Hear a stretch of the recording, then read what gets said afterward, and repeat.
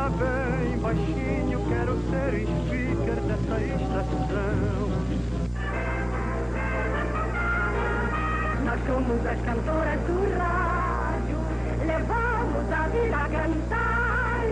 De noite embalamos teu sono, de manhã nós vamos te acordar. A primeira transmissão de rádio no Brasil aconteceu na festa do centenário da independência em 7 de setembro de 1922. Não há filmes da época. As únicas imagens que restaram são fotos da exposição comemorativa realizada no Rio. Apenas algumas dezenas de pessoas conseguiram ouvir a primeira audição. Um discurso do presidente Epitácio Pessoa e alguns acordes da ópera O Guarani de Carlos Gomes, que estava sendo encenada no Teatro Municipal. 7 meses mais tarde, Roquete Pinto inaugurava a primeira emissora de rádio do Brasil, a Rádio Sociedade do Rio de Janeiro. Eu vivia angustiado com essa história, porque já tinha convicção profunda do valor informativo e cultural do sistema, desde que ouvira as transições do Corcovado alguns meses antes, conforme já narrei mais de uma vez. A primeira transmissão histórica teve óperas e peças clássicas, e uma voz feminina que leu um poema de Vicente de Carvalho. Só a leve esperança em toda a vida disfarça a pena de viver. Mais nada. Nem é mais a existência resumida que uma grande esperança malograda. Do rastro da primeira emissora, a PRAA, vieram outras pelo Brasil. Antes do final de 23, a PRAB de Pernambuco. Depois, São Paulo, Rio Grande do Sul, Paraná e Ceará. Corriam os anos 20. O Brasil vivia um momento de inquietação política, iniciado com a insurreição dos tenentes do Forte de Copacabana em 22. A República Velha agonizava. Na música, a moda eram os machiches e marchas. Nos salões de baile, valsas e quadrilhas. Mas o rádio tocava óperas e sobrevivia de discos emprestados e contribuições de admiradores. O Brasil ainda não se havia acostumado à nova máquina. Esta cena do filme Jovem Tataravô retrata o espanto da época. O filme conta a história de um homem que ressuscita muitos anos depois da morte. E o objeto mais surpreendente que encontra na sua nova passagem pela Terra é exatamente o rádio. Aqui o bicho, desce.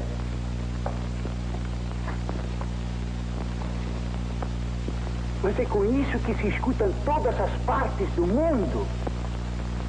É. Mas assim, sem fio, sem nada. Os artistas de rádio e as emissoras também chamavam a atenção. Esta música, gravada em maio de 1930, atesta a reverência com que se começava a tratar os artistas de rádio e o espanto dos próprios artistas diante do microfone. Acaba de chegar o poeta Jararaca. Seu Jararaca, aproxime-se do nosso microfone. Aproximar de quem? Do microfone, do aparelho transmissor. Ih, meu Deus, isso aí parece mais uma caixinha de marimbondo. No final dos anos 20, o rádio ainda era uma atividade amadora. O noticiário era copiado nos jornais do dia. O futebol já atraía multidões aos estádios, mas o rádio não podia transmitir os jogos. Temia-se que a renda das partidas fosse prejudicada. Poucos programas tinham anúncios. Só a partir de 32, com um decreto do presidente Getúlio Vargas, foi formalmente autorizada a propaganda radiofônica. Com dinheiro, apareceram os programas com artistas contratados. O pioneiro foi o programa Cazé, no Rio de Janeiro. O primeiro jingle foi o seguinte. Eu tinha na rua Voluntários da Pátria, que até hoje existe Real Grandeza e Voluntários da Pátria, tinha Casa Bragança. E fabricava um pão chamado Pão Bragança. Um pão que todo mundo falava ali, ele não ligava a importância. Então eu cheguei lá falando com ele para ele me dar uma propaganda do pão. Ó, seu Cazé, que propaganda de pão, que negócio. Mas o seu pão é tão gostoso. O padeiro desta rua, tenha sempre na lembrança, não me traga outro pão que não seja o Pão Bragança. Agora tinha aqueles versos de fato. Pão inimigo da fome, fome inimiga do pão.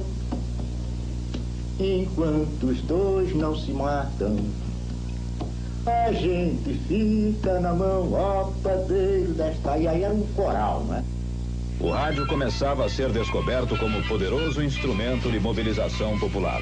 O primeiro exemplo do que ele podia fazer na política veio em 32, na Revolução Paulista, com os boletins de César Ladeira sobre a guerra. Sua contribuição para todos os movimentos liberais do Brasil e pelo valor de seus filhos, vem pagando seu tributo de sangue à fúria ditatorial. Velhos, mulheres e crianças são sacrificados com uma inconsciência sem par e uma maldade sem nome. Esta cena, filmada pela Cinédia, retrata com fidelidade o cenário das rádios da época. Em todas, predominavam os programas ao vivo, com auditório atento e atrações musicais. Agora ouviremos Janir Martins cantando samba, Quem Viu Meu Pequeno.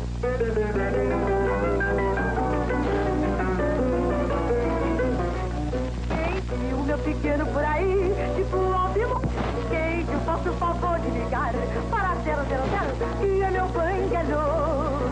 O rádio é responsável realmente por uma transformação muito grande naquilo que se fazia em matéria de música. Se você procurar ouvir discos antigos, aqueles dos tempos da Casa Edison, Rio de Janeiro, e mesmo as gravações da era mecânica, você vai ver que a música brasileira era tratada mal no disco, né? Os programas multiplicaram ouvintes e começaram a construir mitos. O rádio vivia da música e de seus cantores. Chico Alves foi um dos primeiros. Quando eu te dei meu coração, não podia nunca imaginar que existisse a palavra ingratidão na cartilha azul do teu olhar. O povo sabe muito, principalmente da sua música popular. E então foram selecionando os falsos valores que na época também havia, com muito menos quantidade, lógico, mas e foram ficando os legítimos, porque os cantores antigamente não eram cantores só, eram cantores e intérpretes. Eu fui cantar, fiquei no mesmo lugar, e nisso via então o contra-regra fazia para que ele me colocasse melhor junto ao microfone, conforme a luz acendia, ele me empurrava ou me puxava. Então é a onda que eu digo brincando. Então eu digo, foi assim que eu entrei para o rádio, aos empurrões. Piratas da areia, que não roubam embarcações, que ficam nas praias serenas, avançando nas pequenas e assaltando corações. Pirata, você não me engana, pirata da areia, de Copacabana. Pirata, você não me engana, pirata da areia, de Copacabana. Uma das vezes a Dircia caiu dura no chão, no estúdio. E o Chico fez sinal pra mim, me chamou. Eu tava no auditório pequenininho. Entrei no estúdio, ele me deu um violão, canta, canta. Eu aí comecei a cantar. Quando eu olho pra trás, depois de 3 ou 4 sambas, tava o Chico, o papai e ela rindo de mim, né? E eu perdi o medo até hoje. Na metade dos anos 30, o rádio era o principal motor da música popular brasileira e do carnaval. Sucessos como Teu Cabelo Não Nega, Arrasta a Sandália, Cidade Maravilhosa, Ri de Palhaço embalaram os foliões do país graças ao rádio. Estas cenas são do Carnaval de 33. Elas retratam um banho de mar à fantasia numa encenação do descobrimento do Brasil.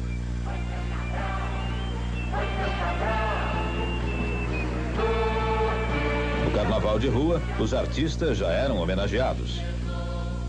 E ganham até um baile, o baile Vozes do Rádio. Nestas cenas aparecem Heloísa Helena e o locutor César Ladeira. O rádio tinha os primeiros reis do carnaval. Cantando espalharei por toda parte, que o forte estandarte vai ser seu cabral. Quem vê a minha figura diz que eu sou assim, assim. A minha caricatura deve ter raiva de mim. As armas dos barões assinados vieram assistir o carnaval.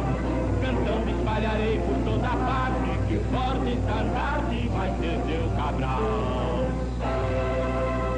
O fenômeno de comunicação radiofônica mais inesperado, porém, começou em 32. Aulas de ginástica pelo rádio.